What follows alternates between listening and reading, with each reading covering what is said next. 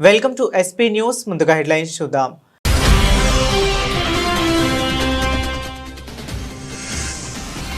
మా జోలికొస్తే ఊరుకోం, అమెరికాకు పుతిన్ తీవ్ర హెచ్చరిక. చర్చలకు తాము ఎప్పుడూ సిద్ధమేనని స్పష్టీకరణ.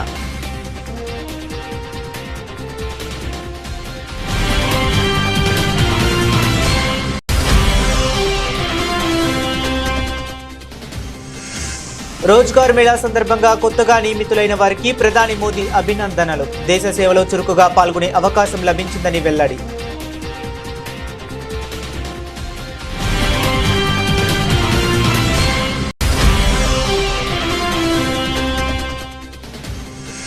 బీహార్ ఎన్నికల నేపథ్యంలో బెగుసరాయిలో జరిగిన ప్రజా ర్యాలీలో పాల్గొన్న ప్రధాని మోదీ సంక్షోభ సమయాల్లో కూడా పేదలను ఎగతాళి చేస్తున్నారంటూ ప్రతిపక్షాలపై ధ్వజం.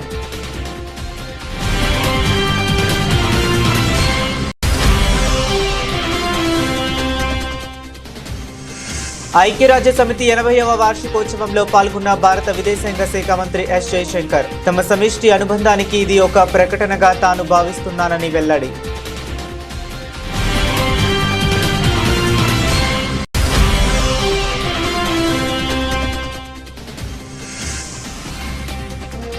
కర్నూలు జిల్లాలో పెను విషాదం. ప్రైవేటు బస్సు దగ్ధం. హైదరాబాద్ నుంచి బెంగళూరు వెళ్తుండగా ఘటన.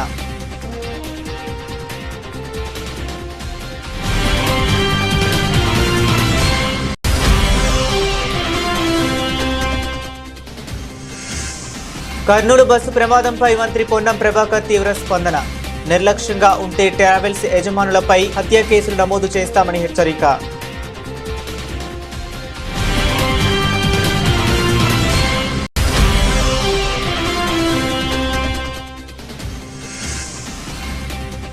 నవంబర్లో విశాఖలో పార్ట్నర్షిప్ సమ్మిట్ హాజరు కావాలని పెట్టుబడిదారులకు మంత్రి నారా లోకేష్ ఆహ్వానం.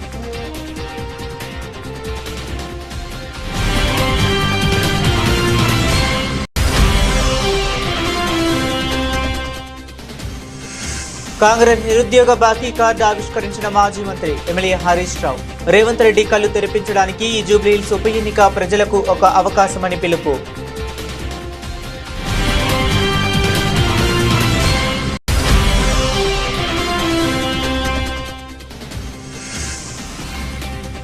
దేశంలో ఎక్కడా లేని విధంగా రాష్ట్రంలో మద్యం మాఫియా. ప్రభుత్వ తీరుపై వైఎస్ జగన్ ఫైర్.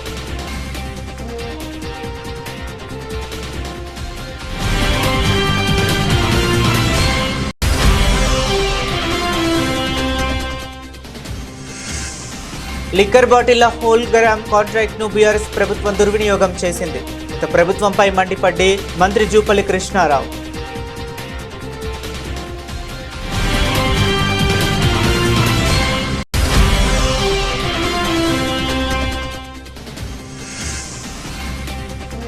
కివీస్ పై భారత్ ఘన విజయం. సెమీఫైనల్ బెర్తు ఖరారు. 53 పరుగుల తేడాతో గెలుపు.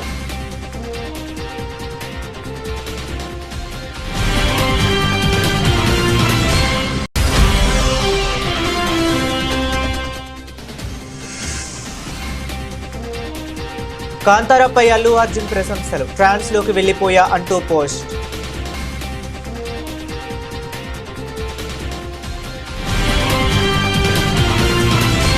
ఇక డీటెయిల్స్ చూస్తే తమపై అమెరికా విధించిన కొత్త ఆంక్షలకు ఒకవైపు తేలిగ్గా తీసుకుంటూనే మరోవైపు తీవ్రమైన హెచ్చరికలు జారీ చేశారు రష్యా అధ్యక్షుడు వ్లాదిమిర్ పుతిన్. ఆంక్షల వల్ల తమ ఆర్థిక వ్యవస్థపై పెద్దగా ప్రభావం ఉండదని స్పష్టం చేసిన ఆయన ఒకవేళ తమపై క్షిపణులతో దాడి చేసే సాహసం చేస్తే మాత్రం ప్రతిస్పందన చాలా తీవ్రంగా ఉంటుందని అమెరికాను హెచ్చరించారు. రష్యాకు చెందిన 2 అతిపెద్ద చమురు సంస్థలు రోస్నెఫ్ట్, లుకాయిస్లపై అమెరికా బుధవారం ఆంక్షలు విధించింది. డొనాల్డ్ ట్రంప్ రెండవసారి అధ్యక్ష పదవి చేపట్టిన తరువాత రష్యాపై ఆంక్షలు విధించడం ఇదే తొలిసారి. ఈ నేపథ్యంలో గురువారం పుతిన్ మీడియాతో మాట్లాడారు. ఈ ఆంక్షలు ఖచ్చితంగా తీవ్రమైనవే, వాటి వల్ల కొన్ని పరిణామాలు ఉంటాయి, కానీ మా ఆర్థిక వ్యవస్థను గణనీయంగా ప్రభావితం చేయలేవు అని ఆయన పేర్కొన్నారు. ఇది ఒక స్నేహపూర్వక చర్య కాదని, ఇప్పుడిప్పుడే మెరుగుపడుతున్న రష్యా అమెరికా సంబంధాలను ఇది దెబ్బతీస్తుందని ఆయన అభిప్రాయపడ్డారు. ఈ రోజు యువతకు ప్రభుత్వ నియామకం లభించడమే కాకుండా దేశ సేవలో చురుకుగా పాల్గొనే అవకాశం కూడా లభించిందని ప్రధాని నరేంద్ర మోదీ అన్నారు. రోజ్గార్ మేళను ఉద్దేశించి మోదీ ప్రసంగించారు. కొత్తగా నియమితులైన వారికి అభినందనలు తెలిపారు. ఈ సందర్భంగా ప్రధాని మాట్లాడుతూ కొత్తగా నియమితులైన వారు గొప్ప స్ఫూర్తితో పనిచేస్తారని, తనకు తనకు నమ్మకం ఉందన్నారు. నిజాయితీ మరియు సమగ్రతతో భారతదేశ భవిష్యత్తు కోసం మెరుగైన వ్యవస్థలను సృష్టించడంలో యువత తమ పాత్రను పోషిస్తారని ఆశాభావం వ్యక్తం చేశారు. जब देश के लिए कुछ कर गुजरने का जज्बा जुड़ेगा तो आपकी ये सफलता केवल व्यक्तिगत सफलता नहीं रहेगी, आपकी सफलता देश की सफलता बन जाएगी। आज आपको केवल सरकारी नियुक्ति नहीं मिली है, आपको राष्ट्र सेवा में सक्रिय योगदान देने का अवसर मिला है। मुझे विश्वास है आप इसी भावना से काम करेंगे। ईमानदारी और शुचिता के साथ आप भविष्य के भारत के लिए बेहतर व्यवस्थाएं बनाने में अपनी भूमिका निभाएंगे। और आप जानते हैं हमारे लिए नागरिक देवो भव ये मंत्र है। सेवा भाव से, समर्पण भाव से हर नागरिक के जीवन में हम उपयोगी कैसे हो ये कभी भूलना नहीं है. బీహార్ ఎన్నికల నేపథ్యంలో బెగుసరాయిలో జరిగిన ప్రజా ర్యాలీలో ప్రధాని మోదీ పాల్గొన్నారు. ఈ సందర్భంగా ప్రజలను ఉద్దేశిస్తూ మాట్లాడుతూ బీజేపీ ఎన్డీఏ ప్రభుత్వం కారణంగా 200కు పైగా ఫ్యాక్టరీలు ఉన్నాయని మరియు మొబైల్ డేటా చాలా చౌకగా మారిందన్నారు. ఇది బీహార్ యువతకు కంటెంట్ సృష్టికి కొత్త మార్కెట్ను సృష్టిస్తుందని పేర్కొన్నారు. ఏదైనా ప్రాంతం లేదా రాష్ట్రం అభివృద్ధి చెందాలంటే దార్శనికత, దీర్ఘకాలికంగా ఉద్దేశం దృఢంగా మరియు లక్ష్యం స్పష్టంగా ఉన్నప్పుడు మాత్రమే సాధ్యమవుతుందని అన్నారు. అయితే ఆర్జేడీ, కాంగ్రెస్ దానంతట అదే ఒక సమస్య అని, అలాంటప్పుడు బీహార్ సమస్యలకు వారు పరిష్కరించలేదని విమర్శించారు. సంక్షోభ సమయంలో కూడా పేదలను ఎగతాళి చేసేది ఈ సున్నితత్వం లేని వ్యక్తులే అంటూ ధ్వజమెత్తారు. आप इतनी बड़ी तादाद में यहाँ है, आप मेरा एक काम करेंगे? सबके सब जरा बताओ, मेरा एक काम करेंगे? ऐसे नहीं, जोर से बताओ. तो एक काम करिए, आपके पास मोबाइल तो होगा ही होगा, जरा मोबाइल फोन बाहर निकालिए, जरा मोबाइल फोन बाहर निकाल करके जरा मोबाइल की लाइट जला दीजिए. ये मोबाइल कांग्रेस के समय में बहुत महंगा था और विदेश से मंगाना पड़ता था. कांग्रेस के समय में देश में मोबाइल बनाने वाली जरा आप आवाज बंद करो भाई, आपका उत्साह मैं समझता हूं, जरा आवाज बंद करो. मोबाइल फोन बनाने वाली कांग्रेस के जमाने में सिर्फ 2 फैक्ट्रियां थी. आपकी लाइट चालू रखो. अब देश में मोबाइल फोन बनाने वाली 200 से ज्यादा फैक्ट्रियां हैं. भाजपा एनडीए सरकार की वजह से आज डेटा भी बहुत सस्ता हो गया है. इस वजह से बिहार में युवाओं को कंटेंट क्रिएशन का नया मार्केट मिला है. आज बिहार में ये मोबाइल, ये प्रकाश हर कोई देख रहा है.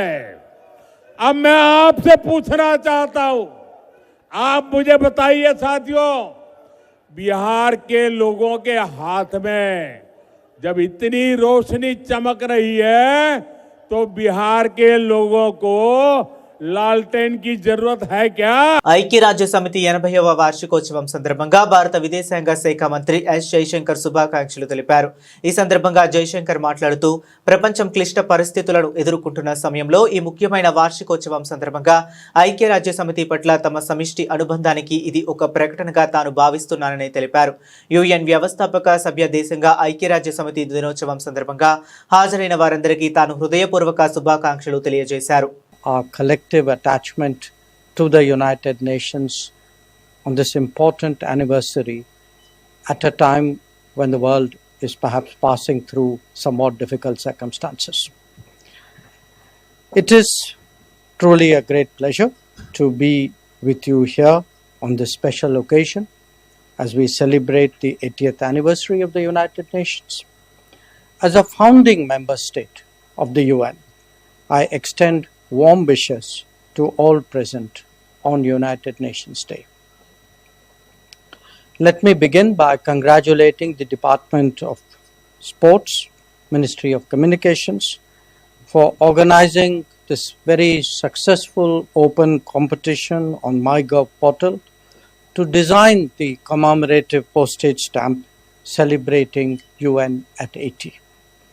As we heard from Secretary West, there were more than 740,000 entries which were received from students of classes 9 to 12 across the country and from arts colleges across India. It must have been a very difficult job to select the winning entry, but I also want to say that the stamp that was selected, which was unveiled a little while ago, certainly depicts the need for peace in this era of conflict. Even today, we are regrettably witnessing multiple major conflicts that not only take a great toll on human lives, but impact the well-being of the entire international community. The global south, in particular, has felt this pain, even as the more developed insulated themselves from consequences. An 80th anniversary is a significant milestone for any institution. On UN Day, I would like to reiterate India's commitment to the ideals of peace and security, as well as development and progress. India has always been and will continue to be a strong votary of the United Nations and indeed of multilateralism. Kurnool జిల్లాలో శుక్రవారం తెల్లవారుజామున పెను విషాదం చోటు చేసుకుంది. ప్రయాణికులతో వెళుతున్న ఓ private bus అగ్నికి ఆహుతై బూడిదైపోయింది. ఈ దుర్ఘటనలో 20 మందికి పైగా ప్రయాణికులు సజీవ దహనమయ్యారు. మరో 12 మంది తీవ్రంగా గాయపడ్డారు. హైదరాబాద్ నుంచి బెంగళూరు వెళ్తుండగా ఈ ప్రమాదం చోటు చేసుకుంది. పోలీసులు తెలిపిన వివరాల ప్రకారం కావేరీ ట్రావెల్స్ కు చెందిన వోల్వో బస్సు 41 మంది వరకు ప్రయాణికులతో హైదరాబాద్ నుంచి బెంగళూరుకు బయలుదేరింది. కర్నూలు నగరానికి 20 కిలోమీటర్ల దూరంలో కల్లూరు మండలం చిన్న టేకూరు వద్దకు రాగానే వేగంగా వెళుతున్న బస్సు అదుపు తప్పి ఓ స్కూటర్ను ఢీకొట్టింది. ఈ ప్రమాదంలో స్కూటర్ ముందు భాగంలో ఒక్కసారిగా మంటలు చెలరేగాయి. ప్రయాణికుల్లో చాలా మంది గాఢ నిద్రలో ఉండటంతో ఏం జరుగుతుందో గ్రహించేలోపే మంటలు బస్సును పూర్తిగా చుట్టుముట్టాయి. క్షణాల్లోనే అగ్నికీలాలు ఎగిసిపడి బస్సు మొత్తం వ్యాపించాయి. కొందరు ప్రయాణికులు అప్రమత్తమై అత్యవసర ద్వారాన్ని పగలగొట్టుకుని బయటపడ్డారు. ఈ ఘటనలో మొత్తం 12 మంది ప్రాణాలతో బయటపడగా వారికి కూడా గాయాలయ్యాయి. సమాచారం అందుకున్న వెంటనే పోలీసులు, అగ్నిమాపక సిబ్బంది సంఘటనా స్థలానికి చేరుకుని సహాయక చర్యలు చేపట్టారు. గాయపడిన వారిని అంబులెన్స్ల ద్వారా కర్నూలు ప్రభుత్వ ఆసుపత్రికి, సర్వజన ఆసుపత్రికి తరలించారు. బస్సు పూర్తిగా దగ్ధం కావడంతో సహాయక చర్యలకు ఆటంకం ఏర్పడింది. ప్రయాణికుల్లో ఎక్కువ మంది హైదరాబాద్ నగరానికి చెందిన వారు ఉండవచ్చని అధికారులు భావిస్తున్నారు. ఈ ఘటనపై కేసు నమోదు చేసుకున్న పోలీసులు దర్యాప్తు చేపట్టారు. ప్రైవేట్ ట్రావెల్స్ యజమానుల నిర్లక్ష్యం కారణంగా ప్రయాణికుల ప్రాణాలు పోతే ఇకపై వారిపై హత్యానేరం కింద కేసులు నమోదు చేసి జైలుకు పంపుతామని తెలంగాణ రవాణా శాఖ మంత్రి పొన్నం ప్రభాకర్ తీవ్రస్థాయిలో హెచ్చరించారు. ప్రయాణికుల జీవితాలతో చెలగాటమాడితే చూస్తూ ఊరుకోబోమని ఆయన స్పష్టం చేశారు. కర్నూలు జిల్లా చిన్నటేకూరు వద్ద ఇటీవలే జరిగిన బస్సు ప్రమాదం నేపథ్యంలో ఆయన ఈ ఘాటు వ్యాఖ్యలు చేశారు. కర్నూలులో జరిగిన దురదృష్టకర ఘటనపై మంత్రి తీవ్ర దిగ్భ్రాంతి వ్యక్తం చేశారు. ఈ ప్రమాదంపై సమగ్ర విచారణ జరపాలని అధికారులు ఆదేశించినట్లు తెలిపారు. బస్సుల ఫిట్నెస్, ఇన్సూరెన్స్, స్పీడ్ నిబంధనల విషయంలో ఏమాత్రం రాజీ పడొద్దని, వాటిని ఖచ్చితంగా పాటించాలని యజమానులను ఆదేశించారు. రవాణా శాఖ అధికారులు తనిఖీలు నిర్వహిస్తే తమను వేధిస్తున్నారని కొందరు యజమానులు ఆరోపిస్తున్నారని, ఆ కారణంగానే ఇలాంటి ప్రమాదాలు జరిగినప్పుడు సరైన వివరాలు కూడా లభించడం లేదని ఆయన ఆవేదన వ్యక్తం చేశారు. కర్నూలులో జరిగినటువంటి బస్ సంఘటన దురదృష్టకర సంఘటన, చాలా బాధ కలిగింది. ఉదయాన్నే మృతులందరికీ సంతాపాన్ని తెలియజేస్తా ఉన్నాం. తెలంగాణ ప్రభుత్వం పక్షాన గౌరవ ముఖ్యమంత్రి గారు కూడా ఈ అంశం పట్ల వివరాలు తెలుసుకోవడం జరిగింది.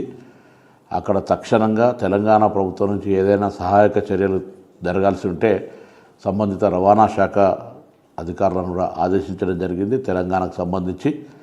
అదేవిధంగా ఆంధ్ర రవాణా శాఖ మంత్రి గారితో, జిల్లా కలెక్టర్ గారితో, డిఐజీ గారితో టెలిఫోన్లో మాట్లాడి ఇన్సిడెంట్ యొక్క పూర్తి సమాచారాన్ని తీసుకున్నాం.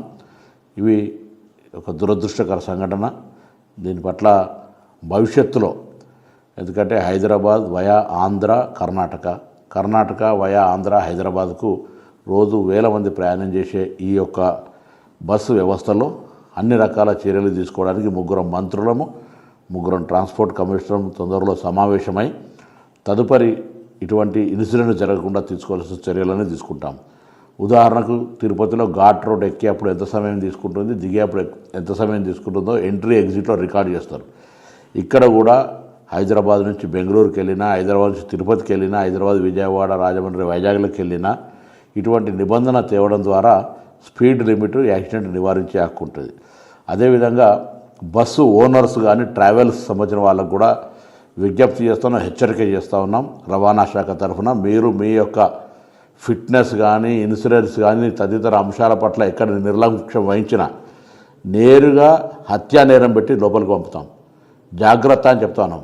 నియమ నిబంధనలు పాటిస్తూ స్పీడ్కు సంబంధించిన విషయంలో కూడా జాగ్రత్త వ్యవహారం చేస్తూ ప్రాణాలతో చెలగాటం ప్రయత్నం చేయొద్దు. రోజువారీ రవాణా శాఖ చెక్కులు చేస్తే వేధింపులకు అని మాట్లాడతారు. ఇలా ఇటువంటి సంఘటనలు జరిగినప్పుడు వాటికి సంబంధించినటువంటి క్లారిఫికేషన్ దొరికే పరిస్థితి ఉండదు.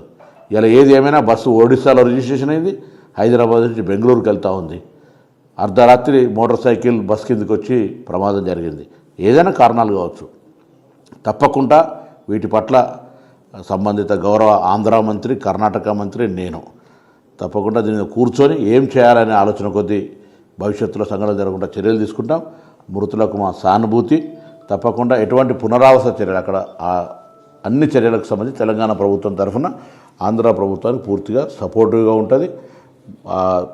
ప్రమాదం నుంచి బయటపడ్డ వాళ్ళందరికీ కూడా ఇప్పటికే ప్రాథమిక సమాచారంలో అన్ని రకాల చికిత్స, దాని తదుపరి అన్ని చర్యలు తీసుకుంటూ ఉన్నారు. కాబట్టి మరొకసారి తెలంగాణ ప్రభుత్వం తరఫున ఈ సంఘటన పట్ల దిగ్భ్రాంతిని వ్యక్తం చేస్తూ మృతులకు సంతాపం. ఆంధ్రప్రదేశ్కు గూగుల్ డేటా సెంటర్ రావడం వెనుక 13 నెలల నియంత్రణ కృషి దాగి ఉందని రాష్ట్ర ఐటీ విద్యాశాఖ మంత్రి నారా లోకేష్ వెల్లడించారు. ఆస్ట్రేలియా పర్యటనలో భాగంగా మెల్బోర్న్లో Australia India business council, AIBC, CII సంయుక్తంగా నిర్వహించిన పార్ట్నర్షిప్ సమ్మిట్ రోడ్ షోలో ఆయన పాల్గొన్నారు. ఈ సందర్భంగా పెట్టుబడిదారులను ఉద్దేశించి ప్రసంగిస్తూ ఏపీని పెట్టుబడులకు గమ్యస్థానంగా ఎందుకు ఎంచుకోవాలో వివరించారు. నవంబర్ 14, 15 తేదీల్లో విశాఖపట్నంలో జరగనున్న పార్ట్నర్షిప్ సమ్మిట్కు హాజరై రాష్ట్రంలోని అవకాశాలను పరిశీలించాలని పెట్టుబడిదారులను ఆయన ఆహ్వానించారు. Why you should consider Andhra Pradesh? We are the second largest, fastest growing states right now, soon to be number 1. With all these investments getting grounded, we don't believe in signing MOUs. We are not into that. We mean business. We mean grounding. We have serious ADD, attention deficit disorder. So we'll have to be on top of things and execute on things and really get the ball rolling.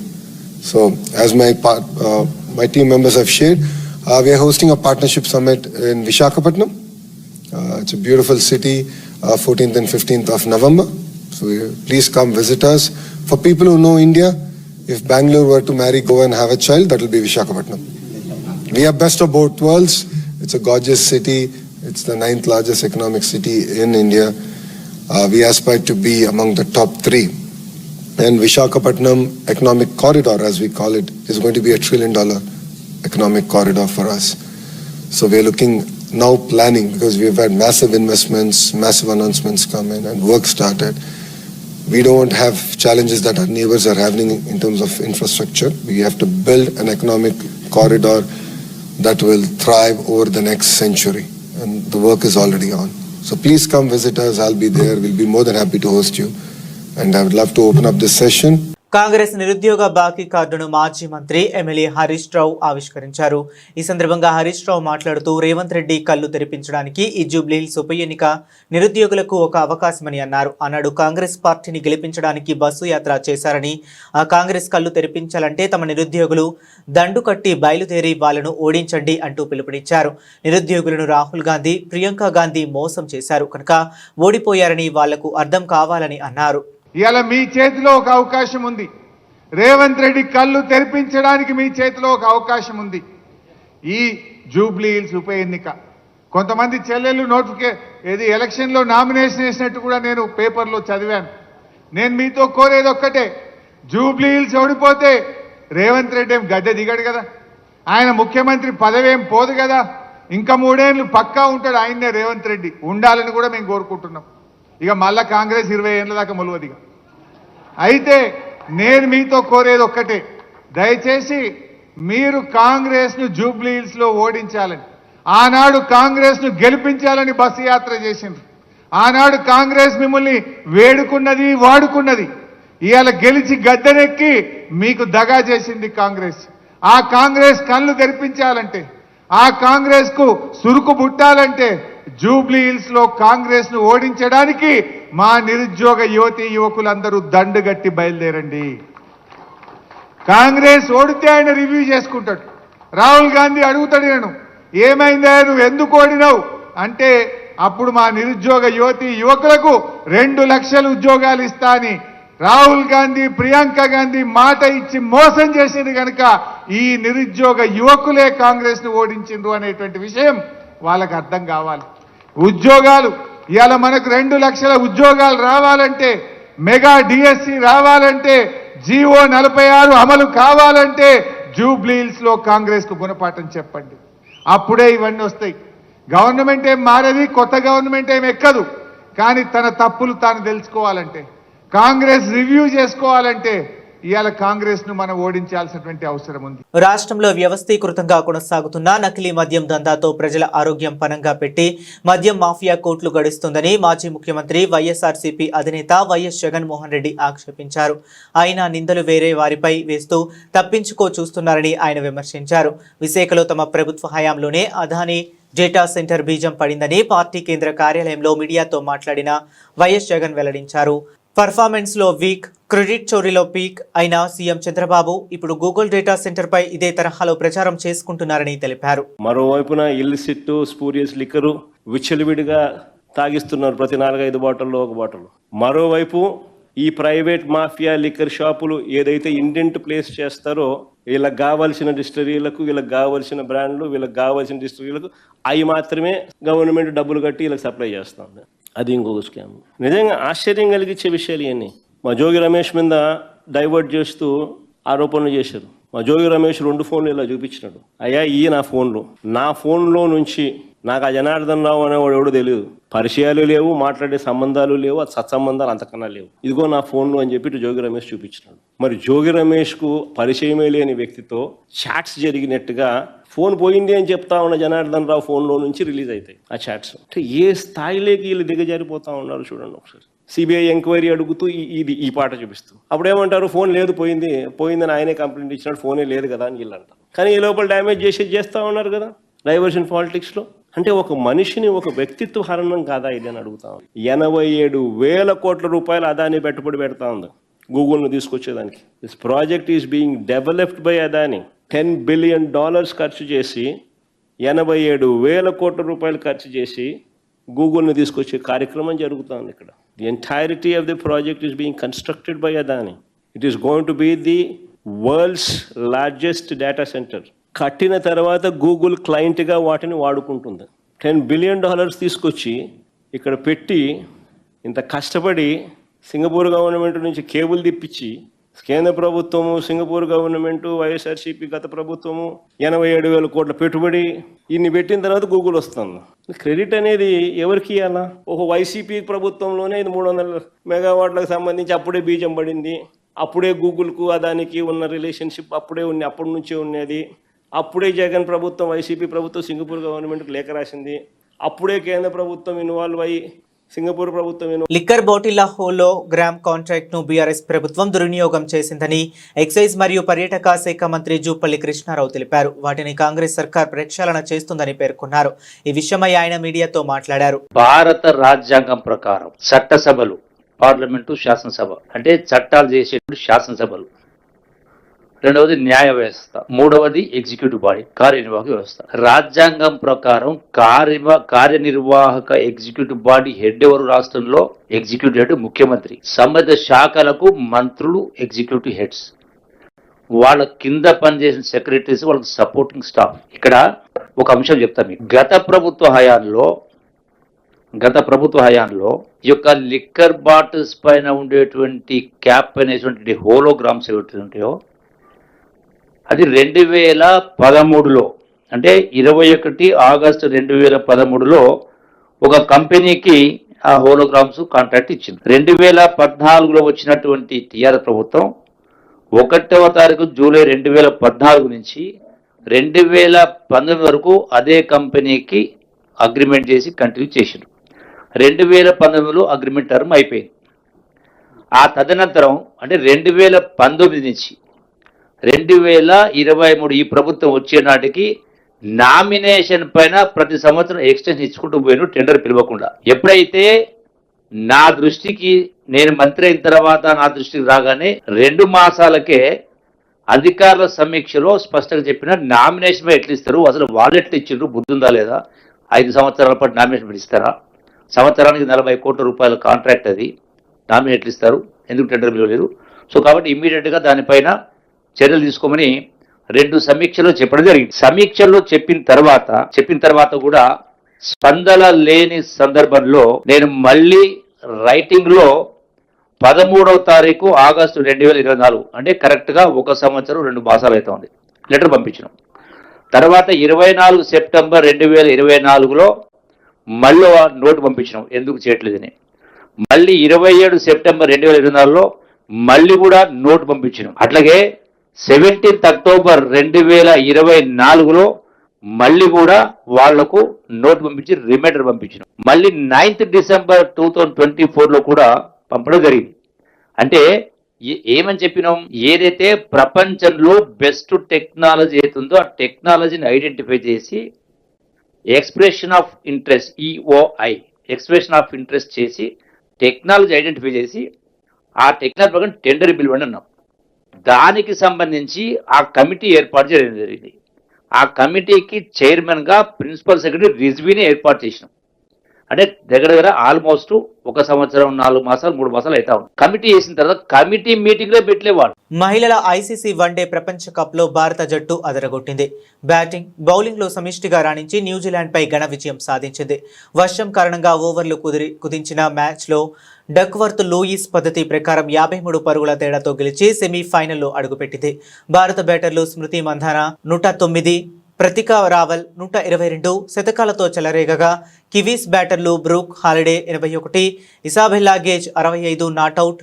పోరాడినా ఫలితం లేకపోయింది. ఈ మ్యాచ్లో తొలుత batting చేసిన భారత్ నిర్ణీత 49 ఓవర్లలో 3 వికెట్ల నష్టానికి 340 పరుగుల భారీ స్కోర్ సాధించింది.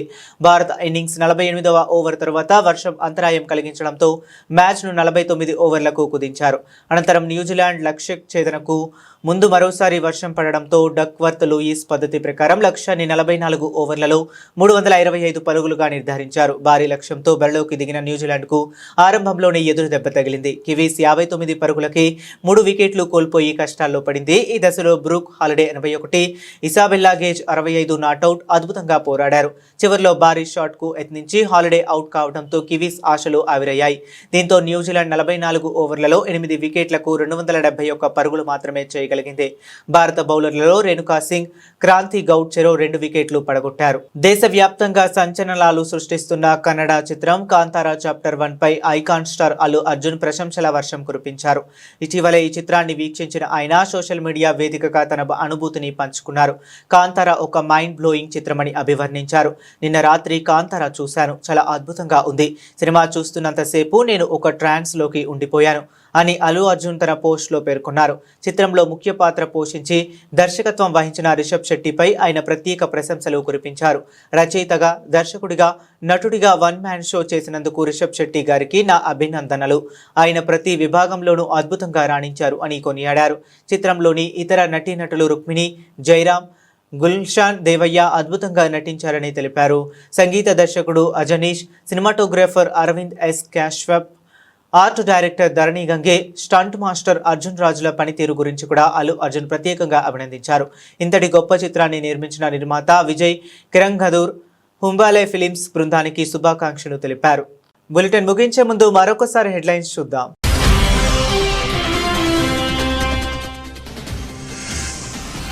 మా జోలికొస్తే ఊరుకోం, అమెరికాకు పుతిన్ తీవ్ర హెచ్చరిక. చర్చలకు తాము ఎప్పుడూ సిద్ధమేనని స్పష్టీకరణ.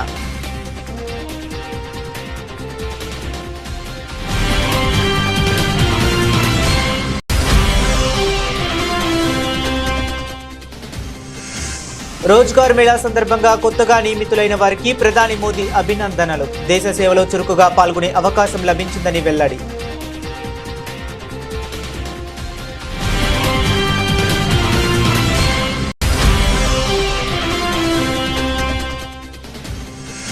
బీహార్ ఎన్నికల నేపథ్యంలో బెగుసరాయిలో జరిగిన ప్రజా ర్యాలీలో పాల్గొన్న ప్రధాని మోదీ సంక్షోభ సమయాల్లో కూడా పేదలను ఎగతాళి చేస్తున్నారంటూ ప్రతిపక్షాలపై ధ్వజం.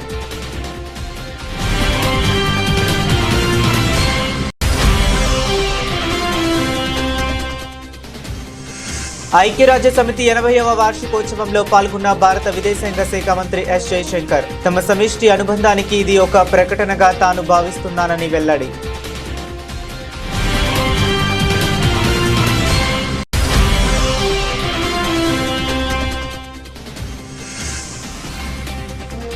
కర్నూలు జిల్లాలో పెను విషాదం, ప్రైవేటు బస్సు దగ్ధం. హైదరాబాద్ నుంచి బెంగళూరు వెళ్తుండగా ఘటన.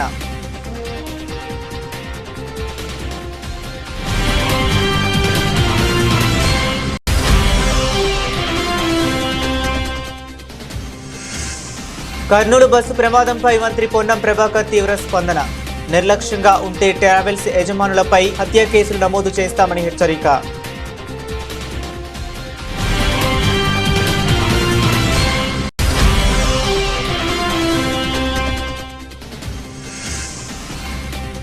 నవంబర్లో విశాఖలో పార్ట్నర్షిప్ సమ్మిట్ హాజరు కావాలని పెట్టుబడిదారులకు మంత్రి నారా లోకేష్ ఆహ్వానం.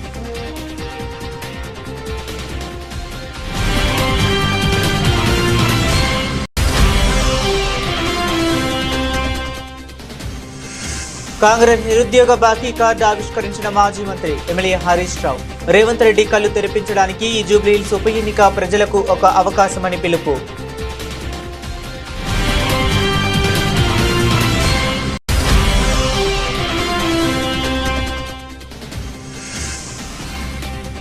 దేశంలో ఎక్కడా లేని విధంగా రాష్ట్రంలో మద్యం మాఫియా. ప్రభుత్వ తీరుపై వైఎస్ జగన్ ఫైర్.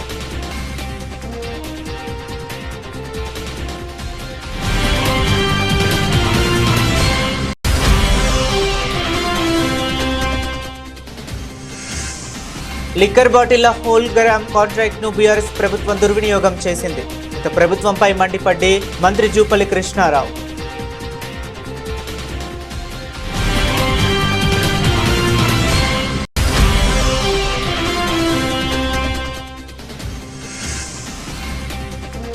కివీస్ పై భారత్ ఘన విజయం. సెమీఫైనల్ బెర్తు ఖరారు. 53 పరుగుల తేడాతో గెలుపు.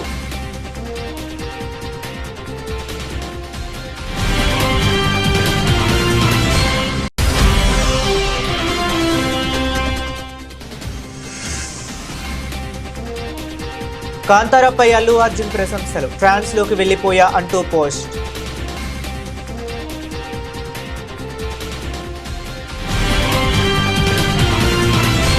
ఇవి ఇప్పటి వరకు ఉన్న అప్డేట్స్. మరిన్ని అప్డేట్స్ కోసం చూస్తూనే ఉండండి.